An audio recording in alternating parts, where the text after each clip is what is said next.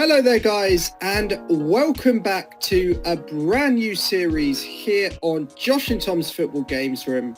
It's a classic one of mine. It's going to be a football guess who competition. Short and sweet. Myself and Josh are going to offer 3 clues on a mystery player, and you have to guess the mystery player basically. So what we'll do is after the first clue, if you can guess the player, you get 3 points. After the second clue, you get 2 points. And after the final clue, you get 1 point. So the winner is the person with the most points. We will just call the episode a draw if we both get the same number. Josh, how about we start with you and you can ask me your mystery player. So, clue number 1. My former teammates include Zlatan Ibrahimovic, Georgios Samaras and Jermaine Pennant. Ibrahimovic, Samaras and Pennant. Right, fire away clue number 2. Okay, you don't have a guess at this stage? Oh, all right, Henrik Larsson. Okay, clue number 2. My former managers include Neil Lennon, Alan Kirbishley and Peter Reid. Ooh, I'll probably guess, but I'm not feeling great at the moment. Actually, it's probably going to be so it's going to be a player who's played for Celtic, played for Leeds, because obviously Samaras was Celtic, as was Neil Lennon. Played for Leeds because of Pennant, and also I've really forgotten because of Pennant basically. And Peter Reid, I'm guessing you're... Peter Reid, yeah. And Alan Kirbishley means probably Charlton as well, or possibly West Ham. So, I've got a player in mind, but I don't think it's remotely right. Who have you got in mind, just out of interest? I'm going to be completely wrong. Freddie Ljungberg. Okay, well, we're going to clue number 3 then. I only played for 2 London clubs in the Premier League. So it might be Pennant at Arsenal, but I have a weird feeling it's not going to be. So it's going to be either Charlton or West Ham. We've established that. But the difficulty here is the Ibrahimovic link, which I'm still not actually getting at the moment. I'll say Nigel Reo-Coker, but it's going to be wrong. It's so badly wrong. I am going to say that it is actually somebody that you had already named. Oh, God, that makes it even worse.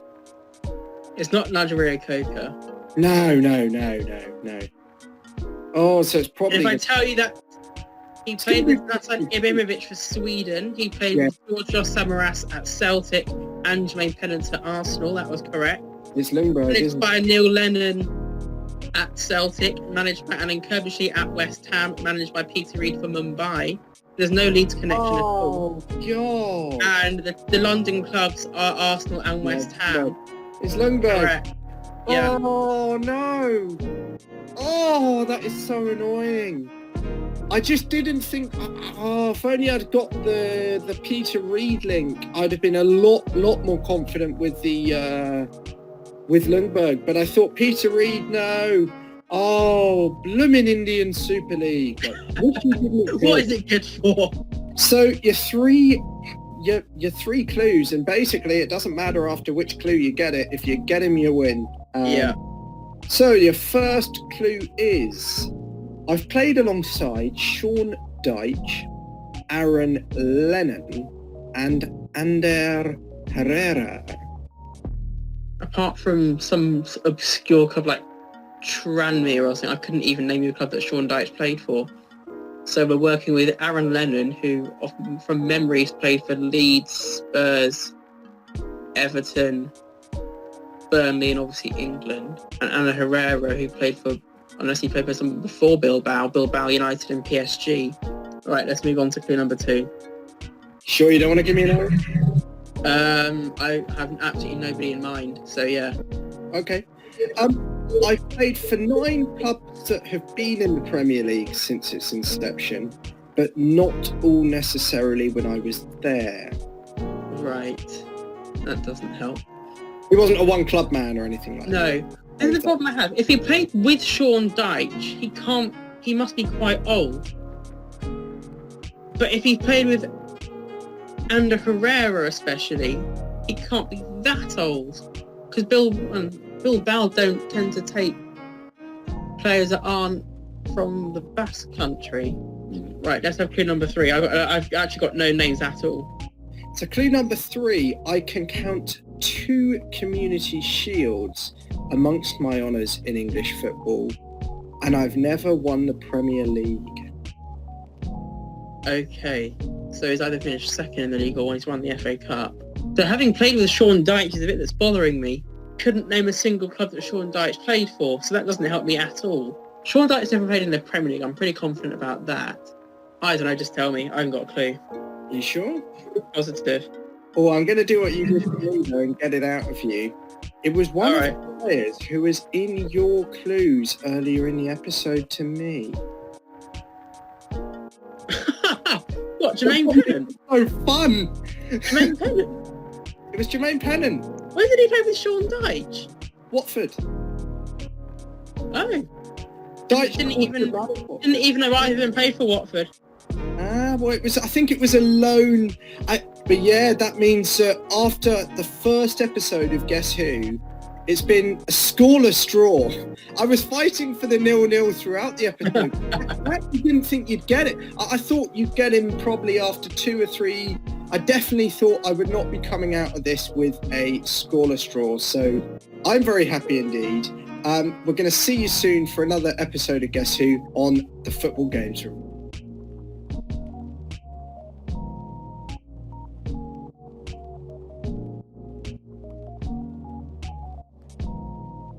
Hello there folks, got another show for you to introduce on the Football Games Room today, which is higher or lower, which is quite simple. I think if you've seen the show Play Your Cards Right, it's quite a similar format. So we'll have a starting number and then the other person will have to then guess whether the next named item has a value which is higher or lower than the previous one. Quite simple.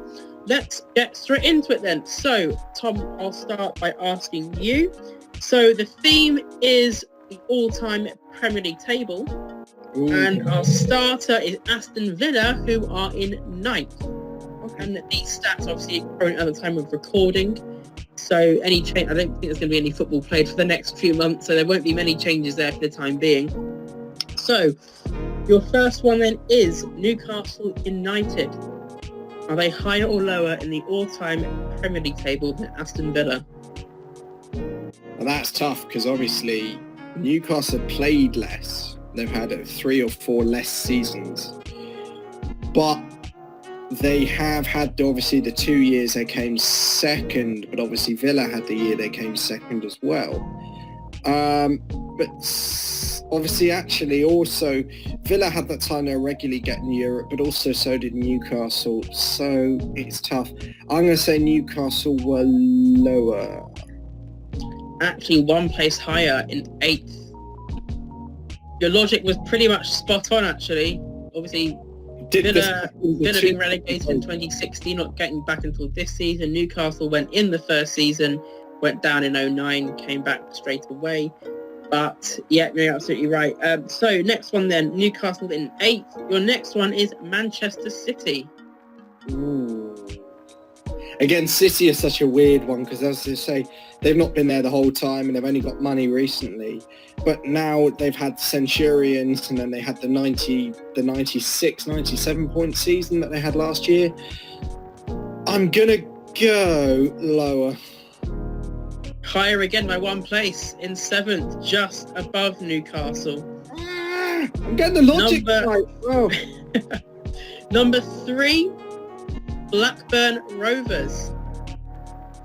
Lower. Correct. In 11th.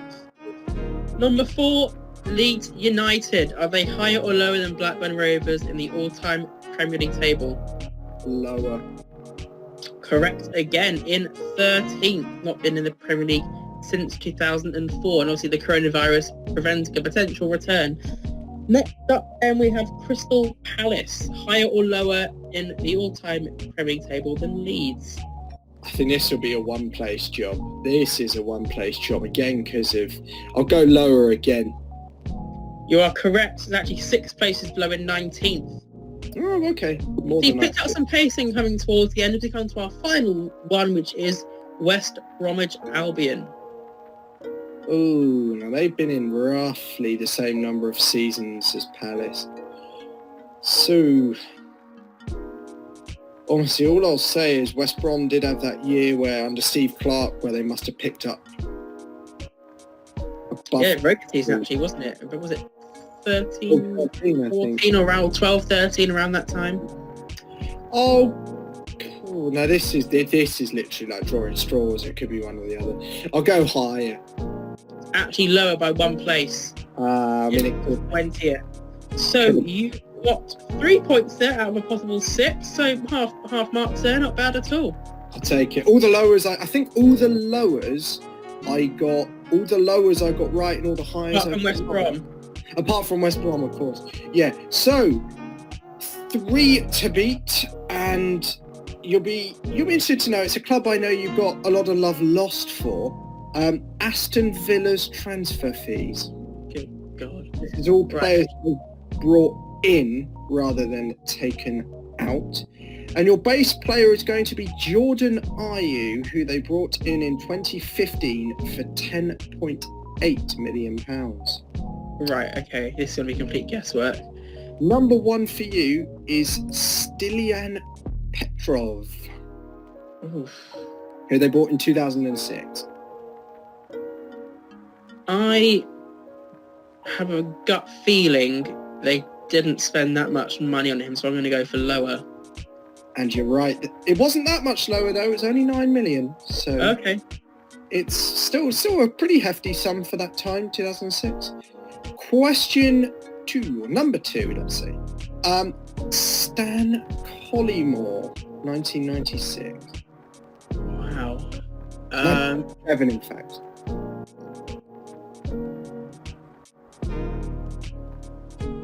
I feel like he's the sort of player that they should have spent a lot of money on, but didn't. So I'm going to go for lower again. You're wrong. It was in fact higher, 9.5 million. Oh God. Grand in it. The third player is Nigel Rio-Coker. Higher. You're right. I don't know how. I'd never have guessed they'd have paid 11.3 million for him. He was a player that really did steal a living as a pro footballer, didn't he? I mean, I know he had a year at West Ham. He was all right, but that guy was sort of lad you meet in the park. He's got good skills on the ball, but he's not a heavyweight footballer anyway. So, And he's not Nigel, so it's like... But they paid 11.3 for him, so hefty money. Number 4 is Ashley Young. Goodness me. I think he was more than 11 odd million. So I'm going to higher. Was higher, but it wasn't higher than 12 million. It was 11.9 million, so it was up by only, I think, about 700 grand in it. But again, Ashley Young, a million times the player Nigel Rio-Coker was, but they were bought in pretty much the same year. Question 5, Charles Nzogbia. The one that Joe Kinnear called Charles Insomnia. So 2011 pounds.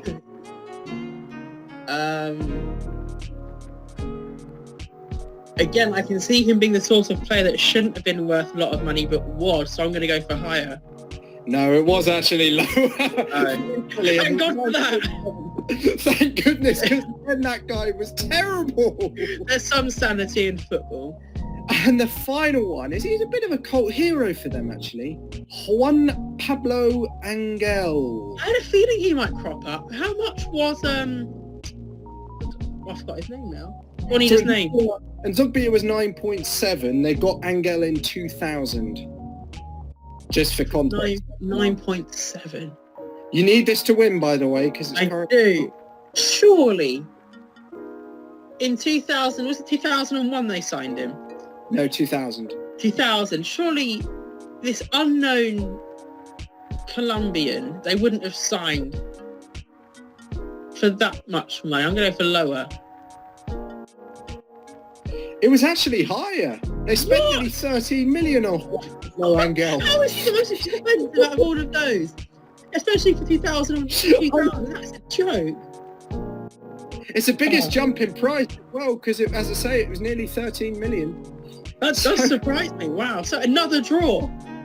It's just no one's winning at the moment. No one's a winner. So extraordinary circumstances. We've got another score. This is a score draw this time, actually. Score draw, yeah. we've broken the bagel consecutive run. Got some points on the board, but what can I say? I guess we're just as good or as bad as each other. What can we do about that, really? Hopefully get a winner on our next edition of Higher or Lower. But until then, thanks for watching, and we'll see you then.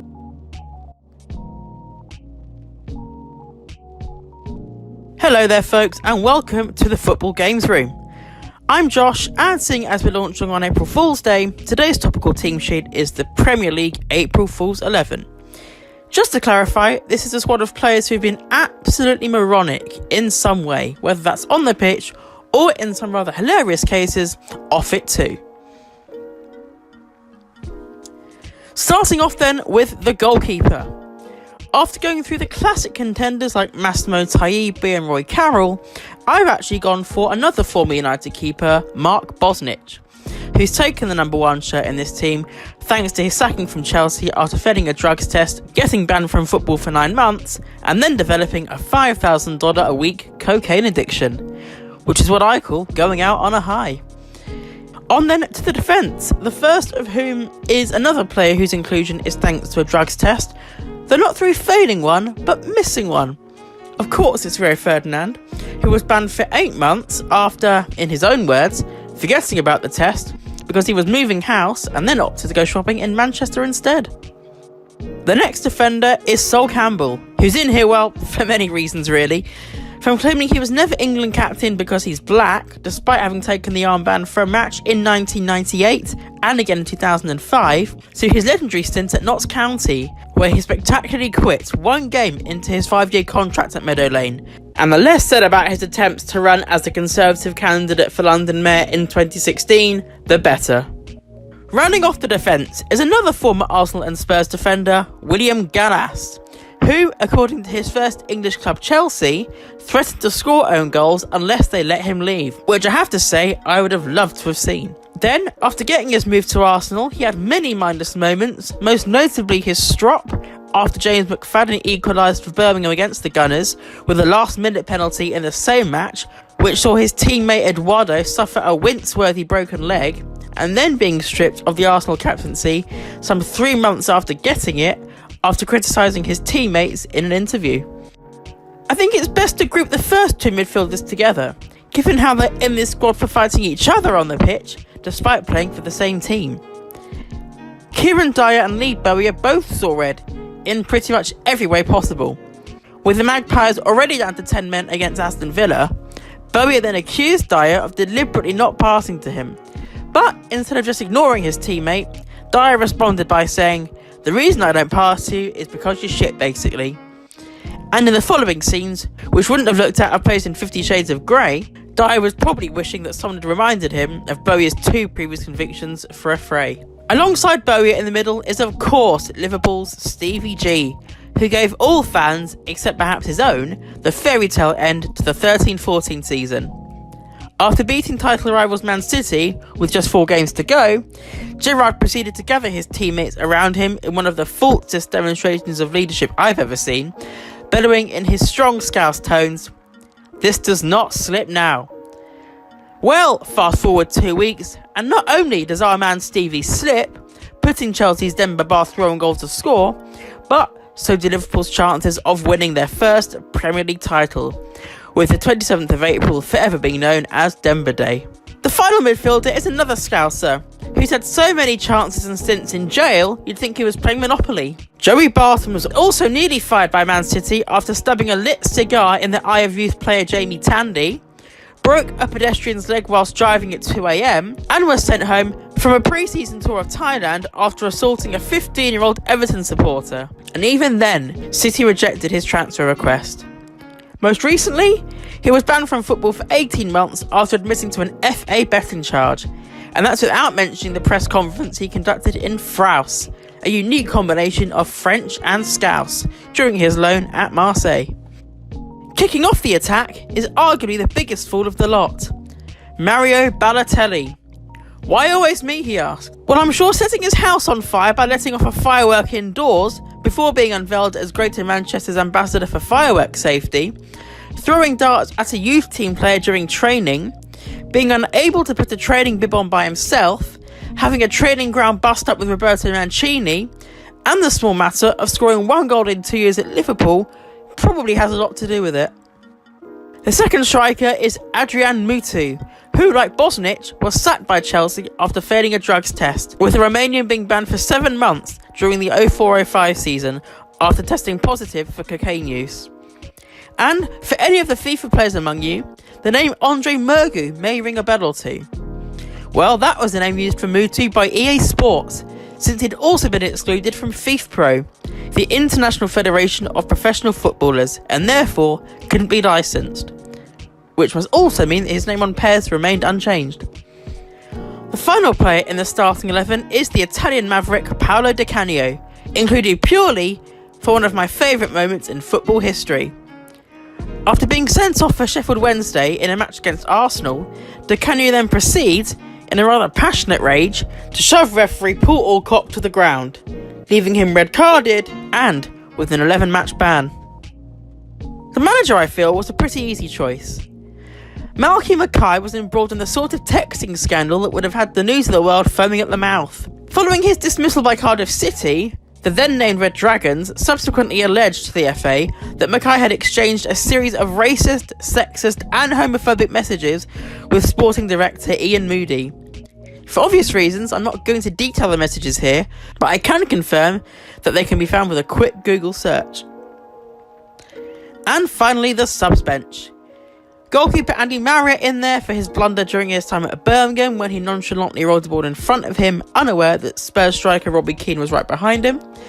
The defenders then, Alf Inge Haaland, who was just playing stupid for trying to take on Roy Keane, ending up with a severely broken leg and an early retirement for his troubles, and David Unsworth, whose desire to return to Merseyside saw him join Liverpool's very own Aston Villa from West Ham, but departed Villa Park after just a month, returning to Everton.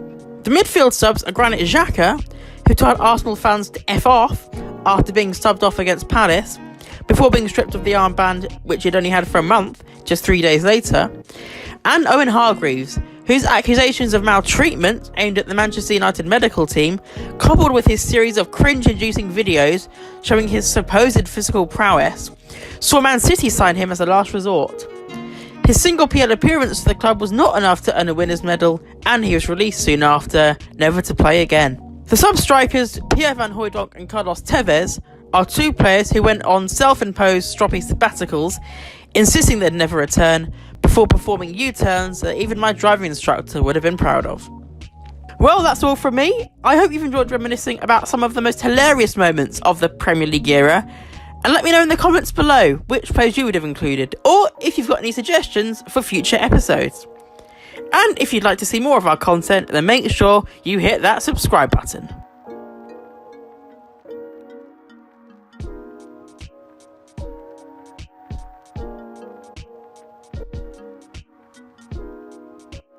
Hello there folks, hope you're doing well during this isolation time. Josh and Tom are back with a brand new show for you on the Football Games Room called Name Them All. And instead of explaining the format, I think we're just going to jump straight into round one.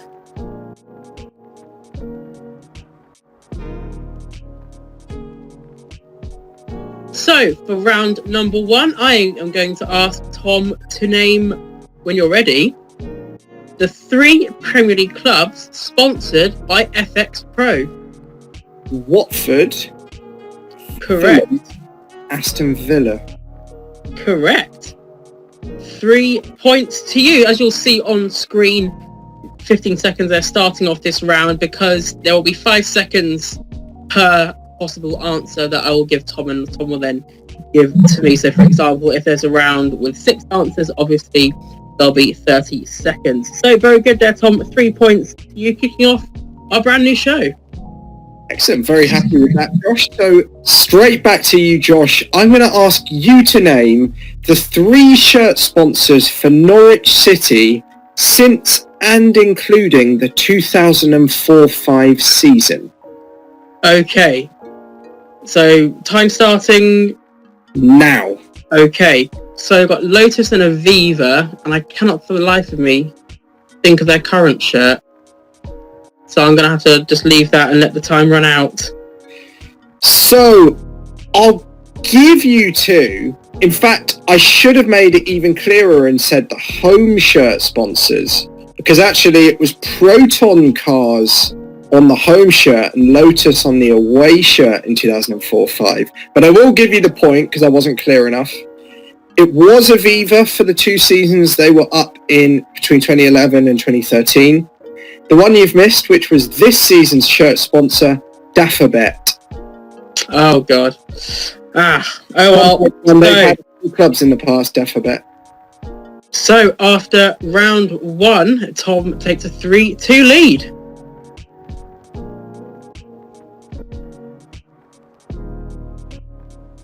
Moving on then to round number 2, where we are going to double the stakes and double the points. So Tom and I are going to give each other a question where we have to name 6 of whatever topic it may be. And of course, with 6 answers gives 30 seconds for the round. So I'll let Tom give me the answers first this time.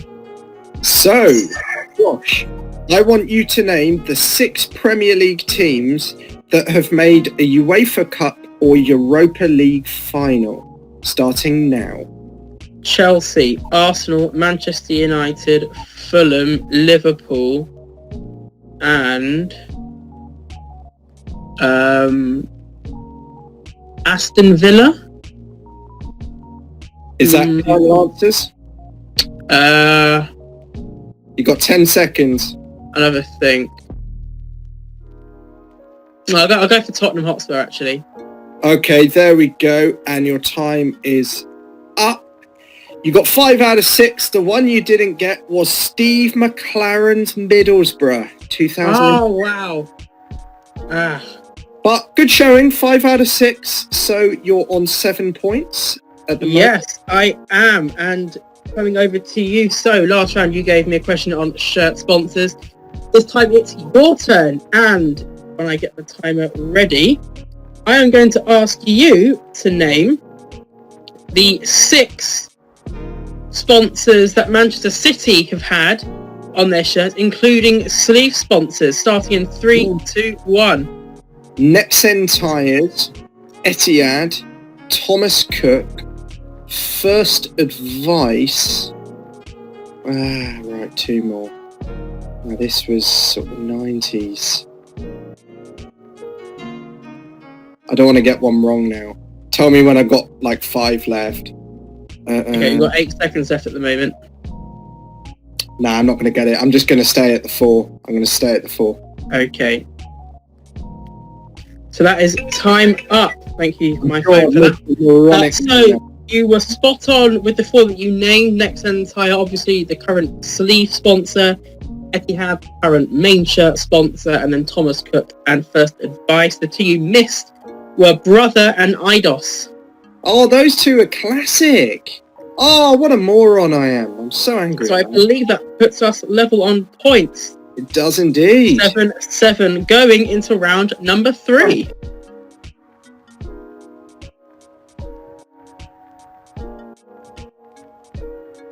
Round number 3 then is going to see more of a mammoth list that we have to complete. So this episode is going to see us both trying to name all of the 10 possible answers from the topic.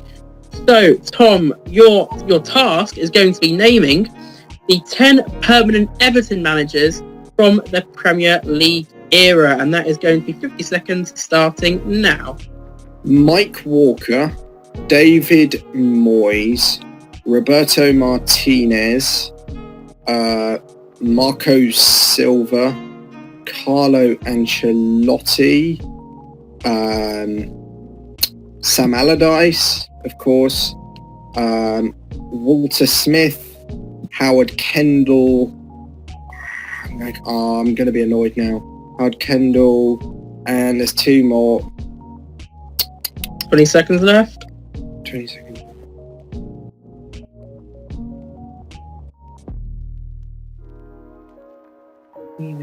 Martinez. Who did they sack after Martinez? 5 seconds to go. Oh, Ronald Koeman. Time is up. Yes, you got that just in. 9 out of 10. Another thought about who the last one might be? I'll know who it is, but I've just completely blanked. Joe Royal. Oh, damn it. Right. So you got 9 out of 10 there, which is a very commendable score, actually. I thought you might miss Sam Allardyce just because of his insignificant stint, but no, you got him in. That's good. I'm very impressed. One of my favourites, Mike Walker. Love him. For his Norwich, not for his Everton form, actually. Right, so for you, Mr. Samuels, and I set my timer, I want you to name the first 10 players from Premier League clubs who have scored in a UEFA Champions League final, starting now. So, Ole Gunnar Solskjaer, Teddy Sheringham, then it's moving on to Steven Gerrard, Xabi Alonso, Vladimir Schmitzer, I believe, Sol Campbell, Peter Crouch, maybe, Cristiano Ronaldo, Frank Lampard. How many have I named? How many is that? 8. Wayne Rooney,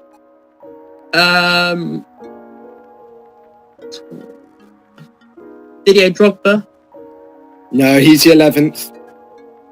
Okay. What's that? Ivanovic. 5 seconds. I don't know. And that's your time, Mr. Samuels. You got another 9 out of 10, so we're still neck and neck.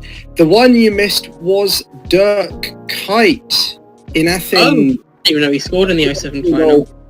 Consolation goal after Filippo Inzaghi scored a brace to win it for Milan.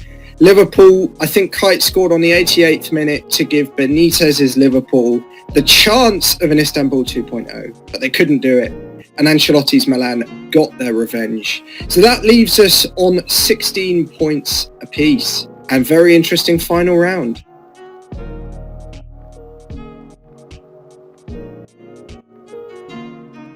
So the final round is a little bit different. Instead of name them all, as you'll see on the screen to our right, it's going to be name as many as you can. So it's going to be more of a vast list that we'll be choosing from, and then we'll just see how many of that list we can name in 60 seconds. Before we start, I'm going to introduce the wild card rule.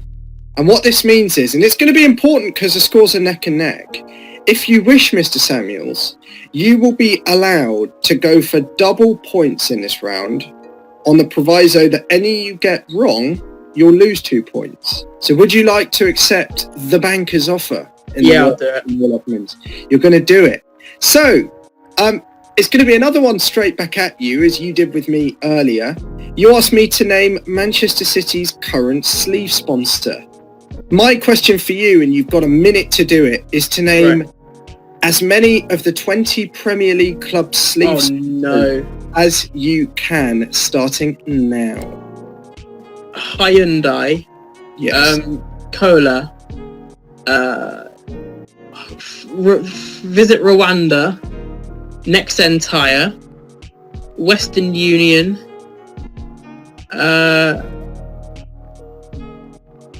Oh, good God. Virgin? I think they're on Southampton's. I've not taken the time to look at these.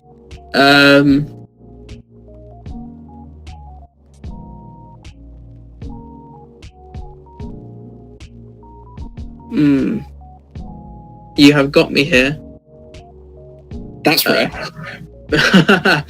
I've just not bothered to look at the sleeve sponsors. 10 seconds. I'm going to leave that there. Oh, so you got 6. That's still 12 points because you didn't get any wrong. So you banked yourself 12. All I'll say is maybe this is teaching the Premier League that introducing shirt sponsors has been absolutely useless, even to the most committed of Premier League fans. That's a very good point, actually. Bro, Premier League, very good point. Never a good idea. But you add 12 to your tally, so I require 13 to win. Right, well, this is a pointless exercise because you're obviously going to double your points as soon as you hear the topic. Well, don't I have to decide before you tell me the topic? Well, I know you're going to, because I know you're going to be able to name more than 7. So, anyway, I'm going to ask you to name as many of the Scottish Premier League managers as you can in 60 seconds. Oh, goodness me. That's not managers in the Scottish Premier League, that's Premier League managers who are Scottish. Okay. So, are you going to double your money? I am. Thought you might. Right, so obviously that also means that if you get one wrong, then you lose 2 points. So when you're ready, your minute starts now. Sir Alex Ferguson, David Moyes, George Graham. Ooh, this is poor. I'm nervous now. That's 3. Let's go to. I'm embarrassed now. Alex Neil. That's another one.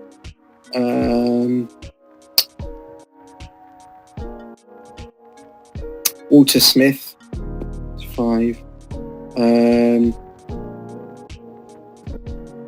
Oh damn! This is really annoying because I'm being completely stupid.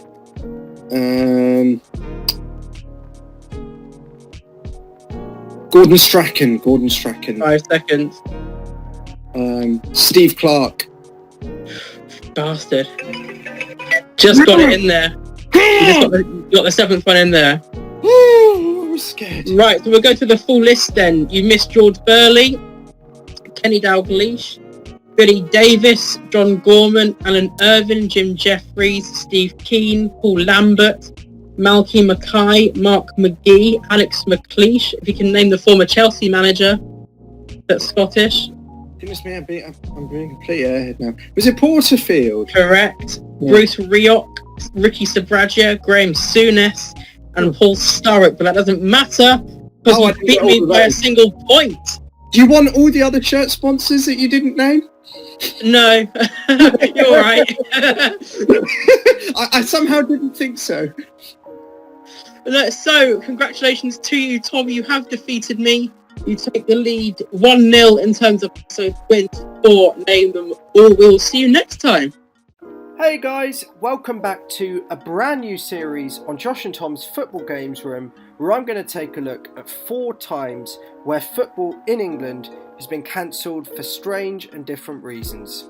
As you know, football across Europe at the moment is at a complete standstill as a result of the outbreak of coronavirus across the world. This is an unprecedented time as all major events, including the Premier League and the Champions League, are suspended at least until the end of next month. However, this is not the only time where the Premier League, or English football in general, has had to suspend or postpone matches for bizarre reasons completely out with the world of football. Number 1. Manchester United vs Bournemouth 2016. It was the final day of the season and Manchester United were coming to the end of a long battle for Champions League qualification with their local rivals Manchester City. Sat 2 points adrift of the citizens, who were playing away at Swansea at the same time, United had to win and hope for a victory for the Swans to assure Champions League qualification for the following season. But the game at Old Trafford was cancelled just minutes before kickoff after a dummy bomb was found in a bathroom at the Old Trafford Stadium. After the device was found, both the Sir Alex Ferguson stand and the Stretford end were swiftly evacuated and the Army Bomb Disposal Unit called in to conduct a controlled explosion on the Old Trafford pitch. The match, rather unsurprisingly, was abandoned by the Premier League an incident labelled a fiasco by local police commissioner Tony Lloyd. As it happened, the game between Manchester City and Swansea carried on as normal, and City picked up a draw at the Liberty Stadium to effectively secure Champions League football, as Manchester United required a 19-goal victory to overtake the Citizens on goal difference. The fixture was rescheduled for 2 days later at a sparsely populated Old Trafford. Manchester United did secure a final victory, however the 2-goal margin, winning 3-1, was far adrift of the 19 goals needed to steal the Champions League spot off Manchester City. Number 2. Middlesbrough vs Blackburn Rovers, 1996. A Middlesbrough side filled with iconic players including Juninho, Emerson and Fabrizio Ravanelli was stuck to the bottom of the Premier League table when they were due to play Blackburn Rovers at Ewood Park in December 1996. Having just been trounced 5-0 by Liverpool, Brian Robson's side now also had to contend with a flu outbreak that had spread amongst his playing squad in the previous days. Robson warned the local press just 48 hours before the game that his players were going down like 9 pins and revealed in secret that it would be unlikely he'd be able to field a team. Middlesbrough in the event had only 12 fit senior players, 3 of which were goalkeepers, so Robson announced that it would not be possible for him to field a side for the fixture. It was announced just a day before the game on Sky Sports News that Middlesbrough were not going to send a team to play at Ewood Park. The Premier League were not informed, and Middlesbrough had to face the full force of an FA hearing into the debacle of the cancelled game. They were eventually handed a hefty FA fine, including compensation to Blackburn Rovers, and sacrificed their Premier League commission, and were docked 3 points from their tally for failing to satisfy the fixture. This was to hit Middlesbrough particularly hard because, despite reaching both major FA Cup finals in the FA Cup and the League Cup, they were relegated at the end of the season by 3 points. Number 3. Manchester United withdrawal from the FA Cup, 2000.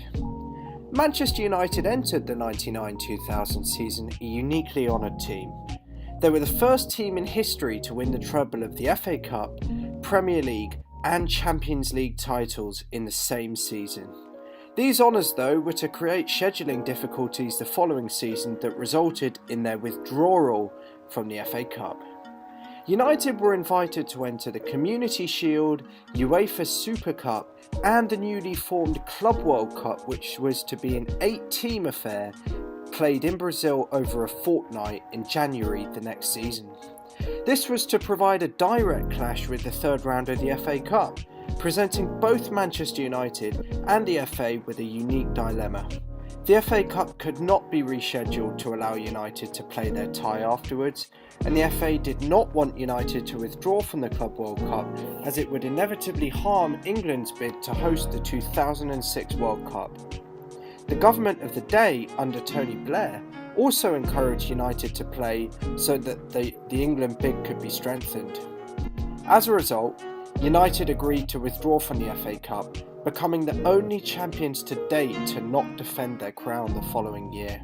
A lucky loser was chosen to take their place in the third round, which happened to be the now defunct Darlington FC.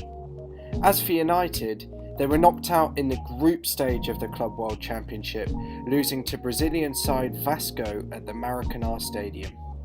Number 4. Wigan in the Europa League, 2013. Wigan were another club in almost uncharted territory as the start of the 2013-14 season loomed. They had both won the FA Cup and been relegated from the Premier League the previous season, and started the campaign with a new manager in Owen Coyle and a massive 23 players from the previous season leaving the club. Their FA Cup crown resulted in Wigan qualifying for the group stage of the Europa League, all whilst playing in the second tier of English football. As you may know, many games in the Championship are played on weeknights, often on evenings that UEFA competitions typically take place. This led to Wigan playing the vast majority of the season at least one game behind the rest of the league, and often playing on Sundays as a result of the Europa League fixtures taking place on Thursday evenings. The season was an interesting one for Wigan. They were drawn in a group with Maribor, Austrian outfit Zulte Waregem and Russian outfit Rubin Kazan, and were one win away from qualifying out of the group, but in the event they did end up bottom.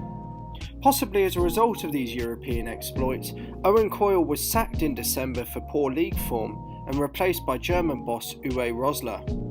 Their form did improve, rising up to 5th in the championship, and they were very unlucky to lose in extra time to QPR in the playoff semi-finals. Perhaps most remarkably, they were only 2 games away from successfully defending their FA Cup crown, losing at the semi-final stage agonisingly to Arsenal on penalties. In the end, Wigan played a remarkable 62 games during the 2013-14 season. Unheard of. That rounds off this video discussing 4 times when English football has been halted, postponed or cancelled for different reasons. Let us know in the comments any other times football was called off for various reasons, and also fire away any ideas for future top 4 videos on this channel. Thank you for watching, make sure you like and subscribe. Tom out.